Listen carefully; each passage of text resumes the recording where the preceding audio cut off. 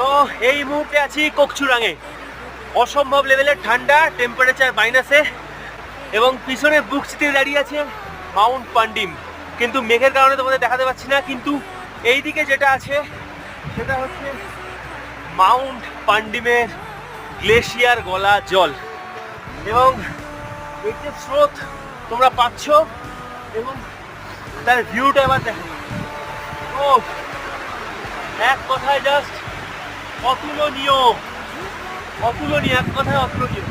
জলের কারেন্ট দেখলে তোমরা বুঝতে পারবে যে জলের স্রোত কতটা, আর এই স্রোতটা হচ্ছে একদম ওপর থেকে। খালি মেঘের কারণে তোমাদের দেখাতে পাচ্ছি না। তো আজকে যে ব্লগটা ছিল গোয়াচালা ট্রেকের ডে 4-এর দোংরি থেকে এত দূর অবধি, এটা তোমরা আমার চ্যানেলে পেয়ে যাবে। যদি দেখতে চাও গিয়ে দেখে আসতে পারো। চলো টাটা।